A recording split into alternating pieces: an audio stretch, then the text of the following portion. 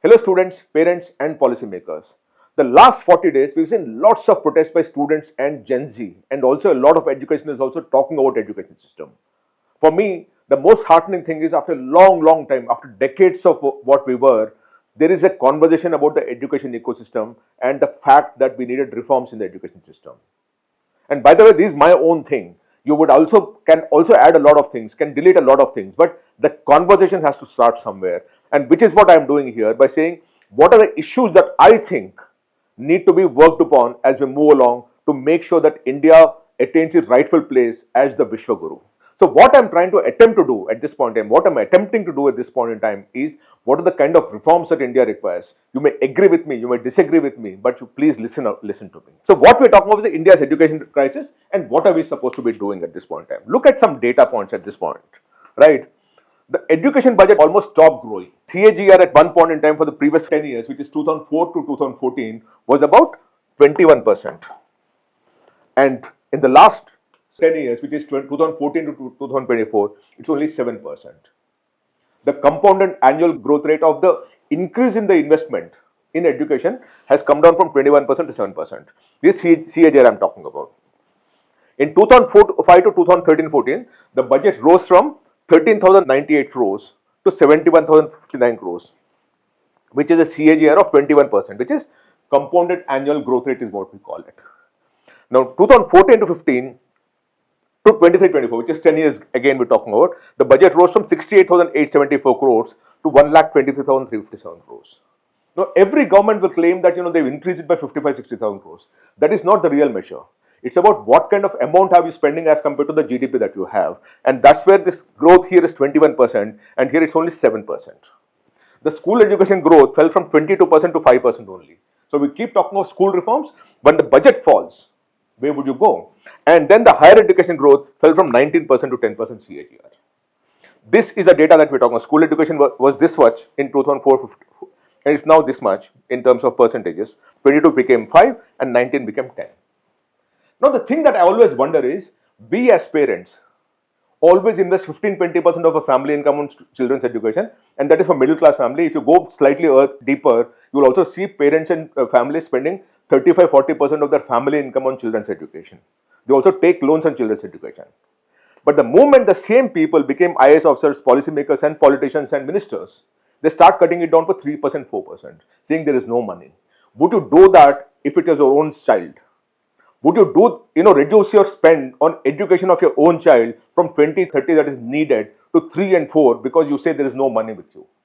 If you cannot do that for your own children, how do you manage to do it for nation's children? That's a big question that I always have. We keep talking of demographic dividend. How can you attain dividend when there is no investment?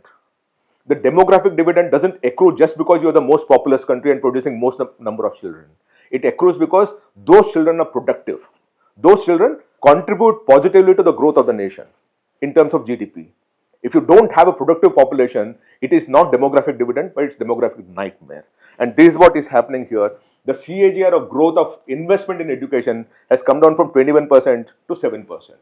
Let me take you another data point also. I'll show you another data point.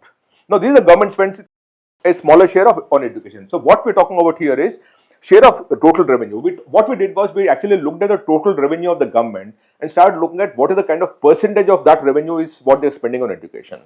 It was earlier 6.98%, now it's become 5.39%. I'll show you how we calculated that also as we moved along, right?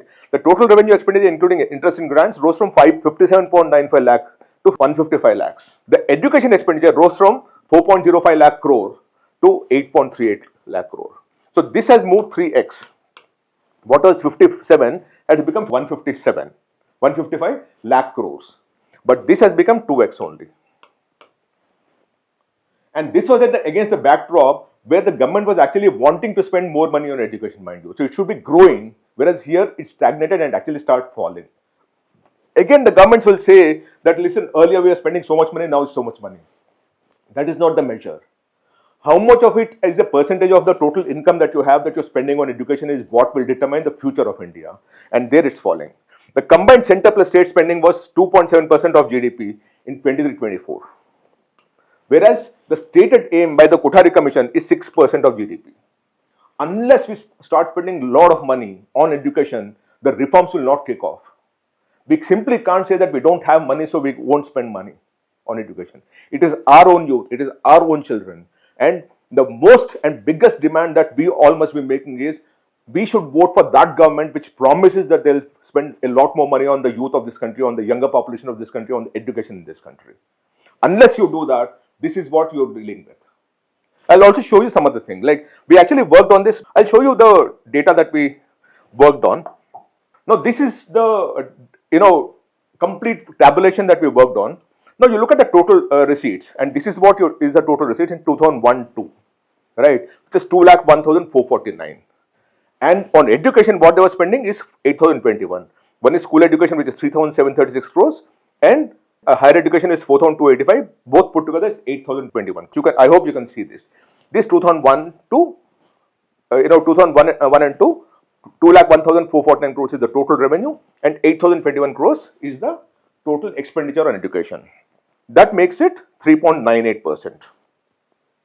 8,021 by 2,01,449 is 3.98%. Now keep looking at this data as you move along, right? Now what was 8,021 became 9,069, become 10,142, and you can actually see this entire thing, right? What is the growth? Now this 3.98% became 3.91% in 2003. The real shoot started when Dr. Manmohan Singh became the Prime Minister in 2004-5. And that decade where Dr. Singh was the Prime Minister, the expenditure on education and the percentage of investment on education from the total revenue started shooting up. And start looking at this in 2004-5. What was 3.84 a year before became 4.35%. Then it became 5.23%. Then 5.59%. Then 5.16. Here it fell. Though the total amount of money invested increased, but it fell. And it was realized immediately. So what did they do? This again started pumping up 6.74%, 6.88%, 6.8%, 8.3% in 2011-12, 7.78%, 7.24%. And up to this point, everything is fine. And then again, 2014-15, the government changed. And what do we have here? 6.46, 5.76, 5.36, 5.7, 5.14, 5.28, 5.23, 3.77, 4.16, 4.61, 3.73, 3.84, 3.72, and 4.703. So what was 8%? It was taken up to 8%, suddenly started crashing to 4%. And this is, by the way, we are not talking of absolute amount. Every government will say the 84,000 has become 80,000 to 97,000 or 1 lakh. All these governments will talk about that. Don't look at those numbers. Start looking at how much of the purse are you making a claim, how much of the investment is being done from the total income, and what percentage does it belong to. And Dr. Singh's thing was a lot more than what you actually saw here. It suddenly started falling. In fact, in the last 25 years, if you see this, the last decade has been very, very serious because we actually saw the total investment in education from the total revenue receipts that we have to be falling on and on and on and on. And that is something that we must demand, that it must start increasing. And this is my larger issue about this whole game here. Now let me take you through another thing also. Let's go back to the presentation that we had. So what we saw is what was 6.98% in the year 2004 to 2014 become 5.39. By the way, it is now 4%. And that is a serious issue. The total revenue expenditure, as I told you, went up from 57 lakh to 155 lakh, 3x. Whereas the total actual investment in education has come down from 4 lakh to 8.38. Now, let's go to the next slide. Now, obviously, when you reduce the money in education, there is a serious consequence. And the consequence is that the government college starts coming down. I have data at this point in time. The government college in 2014-15 was 7,885. It was 7,885 government colleges. This is AISHE data, which is All India School and Higher Education report that is submitted by the Government of India. So it's not my data. It is the data that's released by the Government of India. In 2014-15, when this government took over, the total college was 7,885. The college that they have now, government colleges, is after 10 years, is 7,944, which is a marginal increase of about 50-60 seats or 1%, 50-60 colleges. In my opinion, it did not happen by plan, it happened without a plan, because only 1%. Now look at the private. The private went up from 21,750 to 32,513, which is 49% growth. The overall colleges went up from 34,492 to 46,468, which is about 12,000 colleges, of which the government contributed only 50-60 colleges. The total colleges went up by 35% in the last decade. But the government colleges went up by only 50-60 colleges. And that is wrong, because the only way you can contain or control the way education happens is by ensuring that there is enough participation by the public institutions also in the space, so that the private institutions are in check, because you actually create a demand of decent colleges at a decent price, of an affordable price, so that students move there. Why do people go to IITs, NITs, IIITs, GFTS and all? One, of course, they're a hub where the best students go there, but two, it's also very affordable, because the best engineering college which outprice themselves, students don't go there because they can't afford the place. Some of the best medical colleges in this country, not all students go there because it's not affordable. Affordability is a big issue in India. Affordability of education, access to education is a big issue in India, and that we must acknowledge.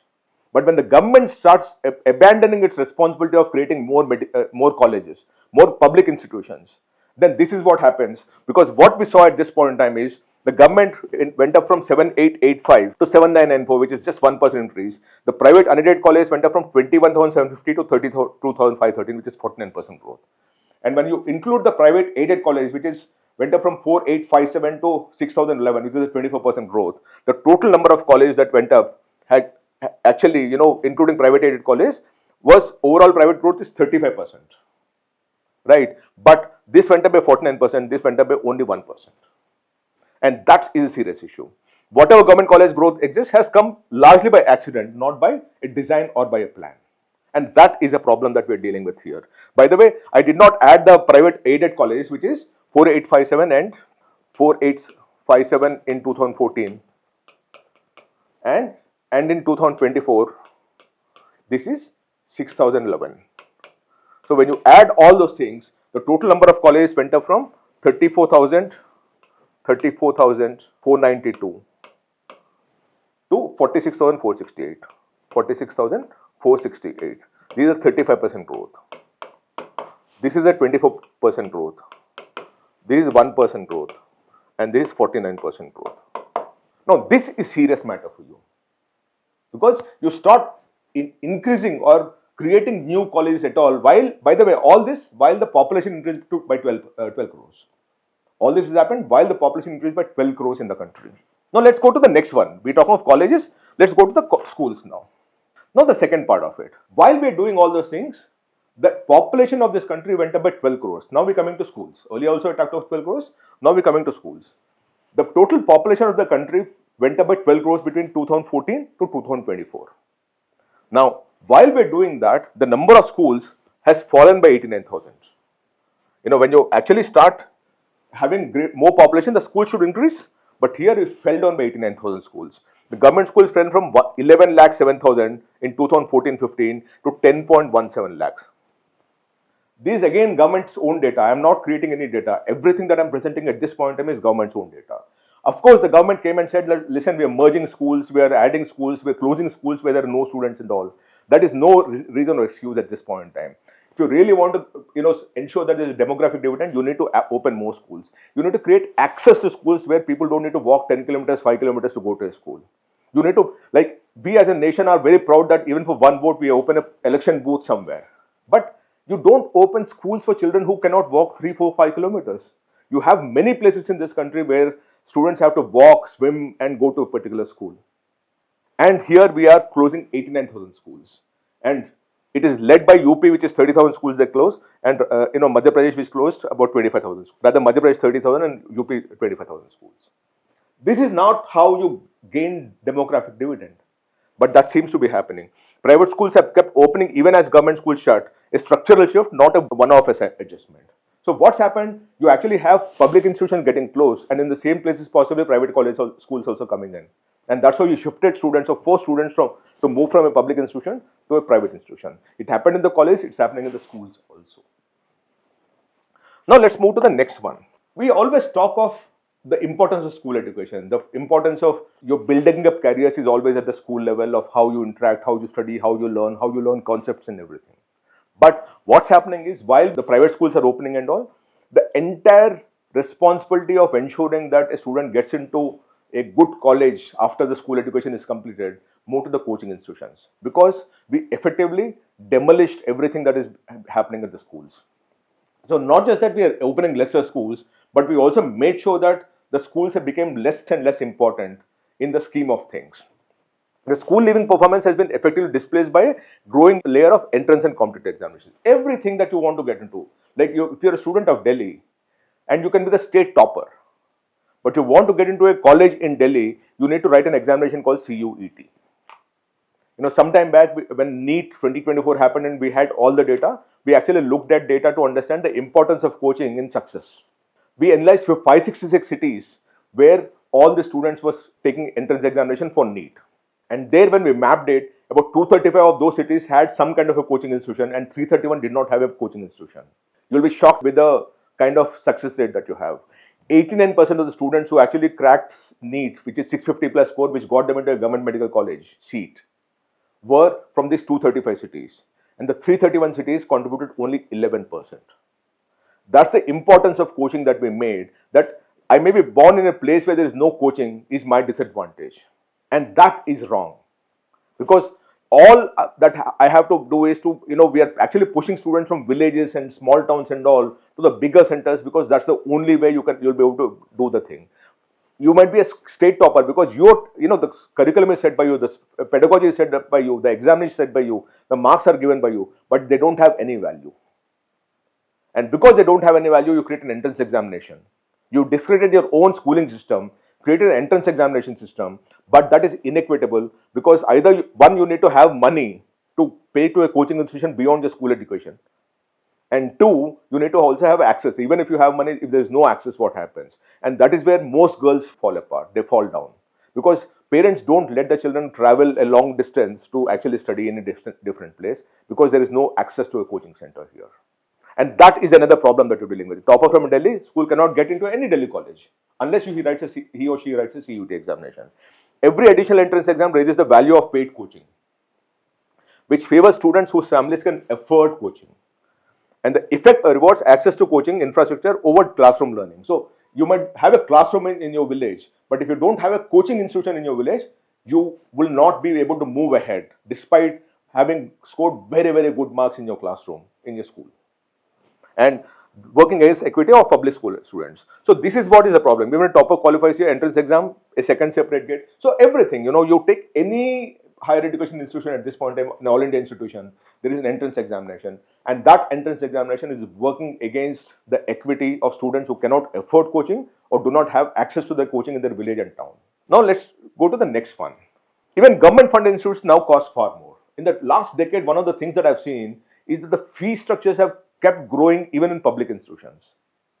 IITs were at 90,000 per annum about 10 years back. Now it is 2.2 lakhs per annum, or 2 lakh to 2.5 lakh rupees per annum. And you take NLUs, you take NIDs, you take IIMs. IIMs went up from, it is shocking for me. IIMs today charge 30 lakh rupees for the course. 30 lakh rupees. They gave a free license to every private B school also to start charging 30 lakh rupees. Now, you cannot escape this entire thing by saying, listen, we also give such an ROI. The problem is you as a public institution should be able to control your cost structures to ensure that others also follow suit. But by increasing the cost structure, you made everyone follow your path, and that is increasing fees. So while you are working on, and by the way, IIMs, the placements are almost stagnating. When we looked at data for the last 3 years, we realized that the fee has gone up by about 3, 4, 5%. But the median salary has fallen by about 7-8%. And we have now come to an era where the cost of education is going up and the returns of education, including median salaries, are falling. And to that extent, the ROI only falls much more. And that is across the board. So when we see it, the rise in IIT tuition fee is 122.6%. The IIM Ahmedabad has increased by 66%. NID NLU fees has increased by 2 to 3 times. 2 to 3 times. People who want to be lawyers are paying that much more than what they were paying earlier. That is so wrong for a country which has created these public institutions with public funds. And all it requires is some kind of funding, some kind of subsidy to ensure that everyone can access that. Now, government comes up with different things saying that we are giving this scholarship and that scholarship. In my opinion, in public institutions, the fee should be as moderate as possible. It should be so affordable that everyone accesses that. When your fee increases, A lot of people don't even attempt to get in there, which is the problem with IIMs, by the way. You go to the IIMs and look at the social equity report if they have it. They would never have it because that will expose what they've done. Because while we are talking of 80 crore people getting ration, these people will not even have a fraction of that to be studying there. And that is not how you create leaders. You only create vice presidents and presidents who will sell washing powder or credit cards for that matter. And that is not how you run a country. Now let's go to the next one. The research scholarships. One of the things, we always like recently the government of India and the Prime Minister himself came out and said that we are encouraging scientists who moved out of India to come back to India. They're opening gates for them. They're working to create an environment where those scientists and those researchers will come back to India and do that same work in India. While we're doing that, our primary scholarship, which is KVPI, which is this Kishore Vaigyanik Protsahan Yojana, which was created long time back, which was encouraging people to take up pure sciences and giving them fellowships and scholarships, has almost wound up. Because this KVPI scholarship, the flagship fellowship for young science talent since 1999, mind you, was discontinued as a standalone exam in 2022. This was 4 years back. So KVPI was there, it was discontinued and folded into a scheme called INSPIRE. And INSPIRE is, it is a obviously abbreviation. INSPIRE itself has faced funding uncertainty. While INSPIRE was created in 2022, now if you look at it, there is very great uncertainty about whether the INSPIRE fellowship will continue because there is no budgetary allocation for that. You actually have a scholarship in name, but the monies are not going through. Now, you want young talent who is picking up science over a good job, a great job, which is what a lot of people who do BTech and MBA and all do.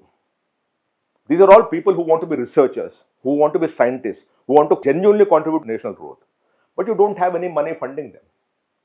Even genuine scientists would not have any money, so they'll ultimately fall back on taking some employment and being an employee at some point in time. Because there is no scholarship, there is no fellowship, there is no respect for people who want to be scientists in this country, or who want to study only pure sciences and do research in this country. So on one hand, the government of India is saying, I want to bring someone from outside. On the other hand, people who want to do the same thing within India are being discouraged because there is no fellowship nor scholarship. And that again is a serious problem. Now let's look at an entrance examination also. Let's take NEET as an example. Because this entire issue that came out is because of the NEET paper leak. So I took NEET as an example. NEET, about 23 lakh students take the examination. Now, by the way, for re-NEET, when it happened, like every year, 23 lakh students register for the examination, about 22.2, 22.3 lakh students take the examination, 3% don't take the examination. 3% don't take the examination.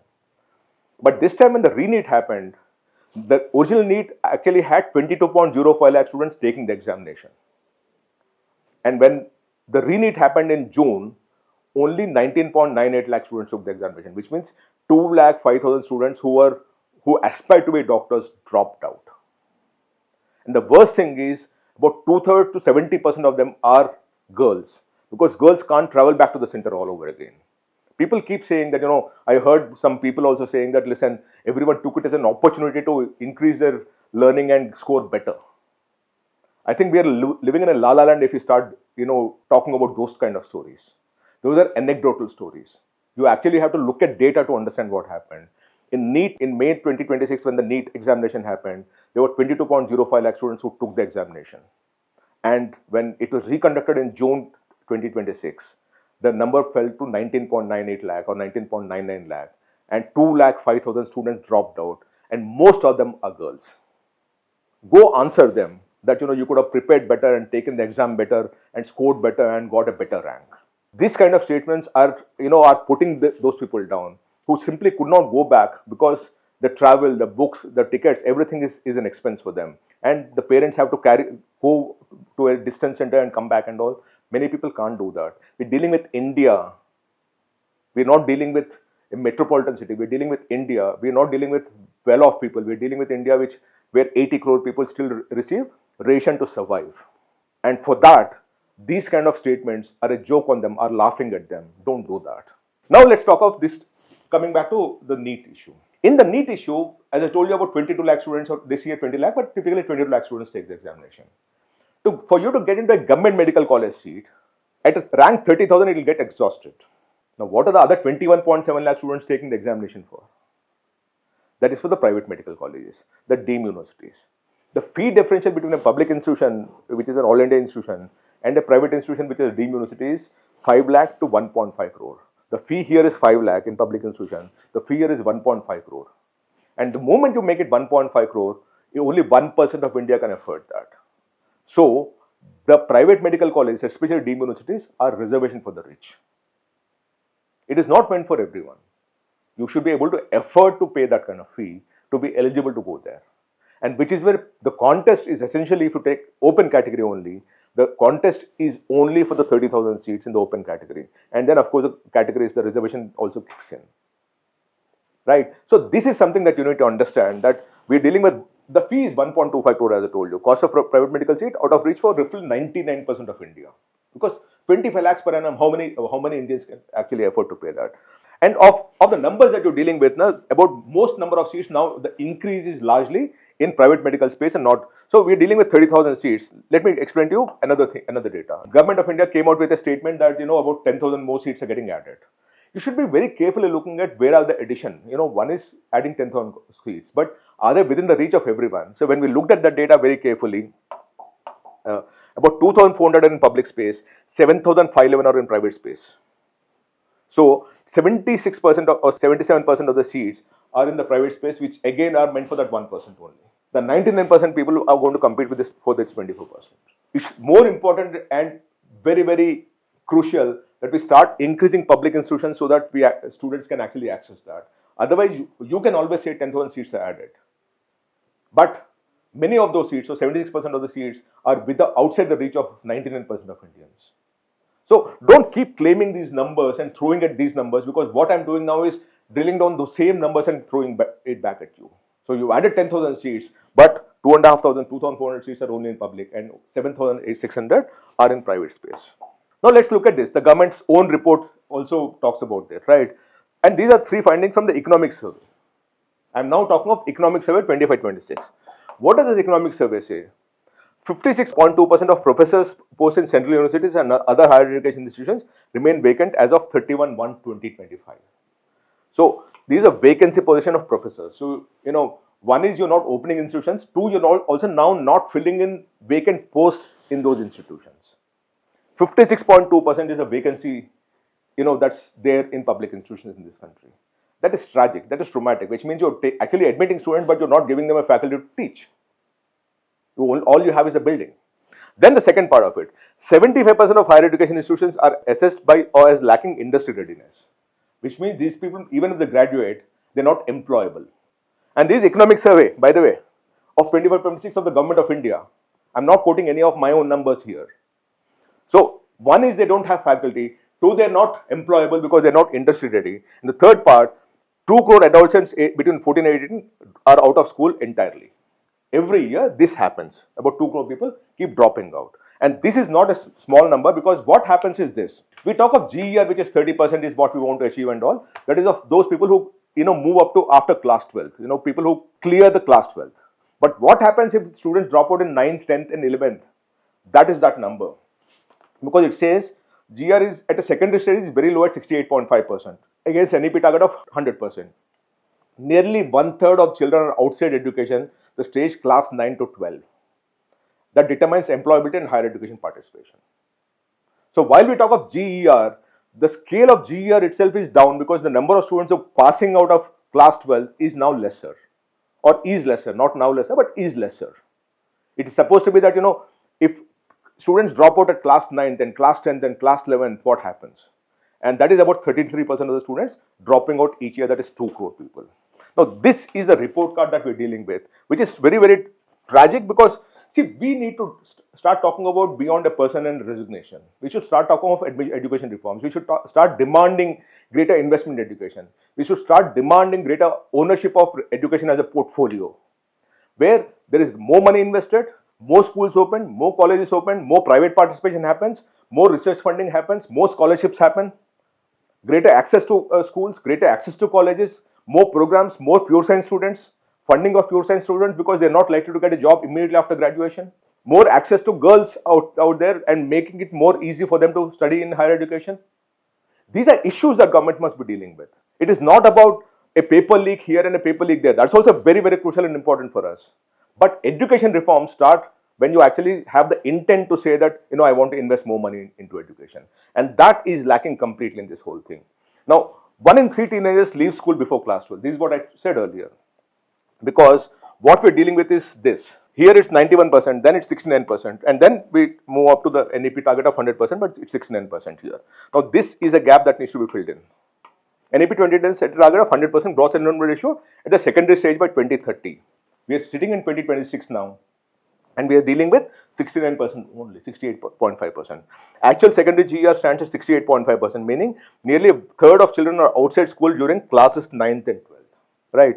And this is precisely the stage that determines employability, because if they are not in school, mind you, they are not likely to be employable also. Now, you can always remove 1/3 and say I've achieved 30% GER, because number of students who cleared class 12 is lesser by about a third. Now, that doesn't determine anything.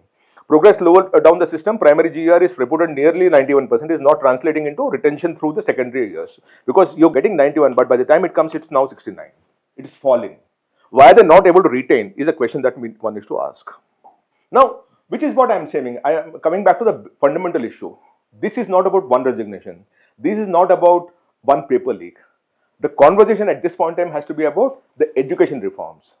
And it all starts with saying, if we are very clear that our youth is our biggest asset, our youth will get us the demographic dividend, then what are we doing, or what are we investing to ensure that that demographic dividend is reaped? You don't reap demographic dividend just because you are the most populous nation.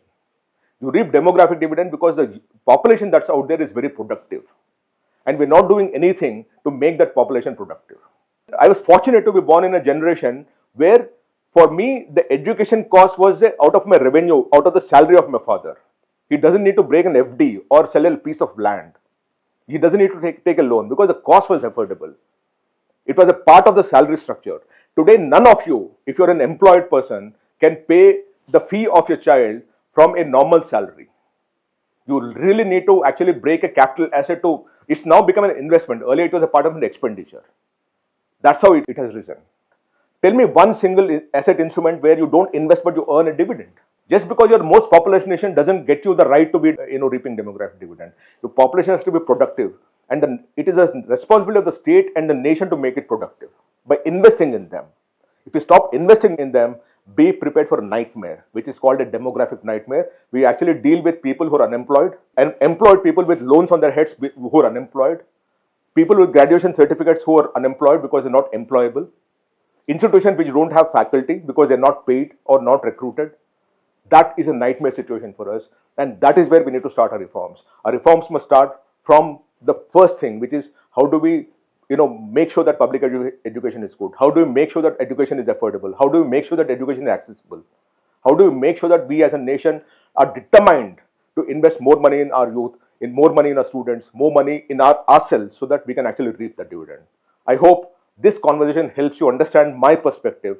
You might have a lot of points on this. Please feel free. I started the conversation. It is for you to deal with it and end it hopefully. Thank you so much. Namaste.